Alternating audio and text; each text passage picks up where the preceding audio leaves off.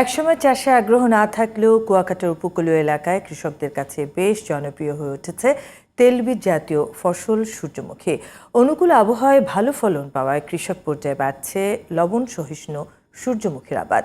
কুয়াকাটা প্রতিনিধি মনিরুল ইসলামের পাঠানো তথ্য ছবিতে বিস্তারিত জানাচ্ছেন সিরাজুম মনিরা। একসময় বিচ্ছিন্ন কিছু জমিতে চাষ হলেও এখন কুয়াকাটার বিস্তীর্ণ ফসলের মাঠ জুড়ে হলদে নয়নাভিরাম সূর্যমুখীর হাসি। অনুকূল আবহাওয়ার লবণ সহিষ্ণু জাত সময় মতো বপন ও ভালো বাজার মূল্য পাওয়ায় কৃষকদের আগ্রহে প্রতি বছরই বাড়ছে সূর্যমুখীর আবাদ। কৃষকের নিরন্তর শ্রম ও পরিচর্যায় ফলনও হচ্ছে বেশ ভালো। মিষ্টি পানির সংরক্ষণ বাড়ানো গেলে আরও বেশি জমি আসবে চাষের আওতায়, এমনটাই দাবি কৃষকদের। এটা পানি কম লাগে, ঔষধ কম লাগে, তাছাড়া লবণাক্ত এলাকায় এই সূর্যমুখীটা খুব ভালো হয়। আমরা এই সূর্যমুখী দিয়েছি প্রায় 33% জায়গায়।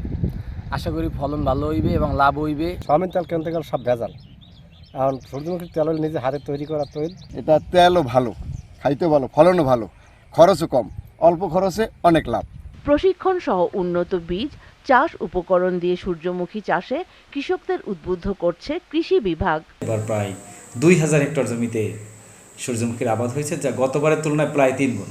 আমরা কৃষি বিভাগ কলাপাড়া উপজেলা প্রশাসনের সমন্বয়ে কাজ করে যাচ্ছি। আমরা ইতিমধ্যেই আমাদের যে বালিয়াতলী আবাসন রয়েছে সেখানে 50 পরিবারে আমরা বিনামূল্যে সার এবং বীজ সরবরাহ করতেছি। আমরা আমাদের কৃষিটাকে সমুন্নত রাখতে চাই, এগিয়ে নিতে চাই।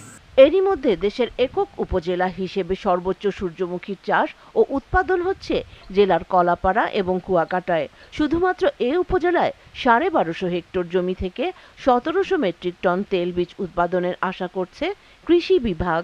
পাশাপাশি পৃষ্ঠপোষকতা সহ প্রণোদনা ও মাঠ তদারকি বাড়ানো গেলে সূর্যমুখীর উৎপাদন কমাতে পারে দেশের ভোজ্য তেলের আমদানি নির্ভরতা।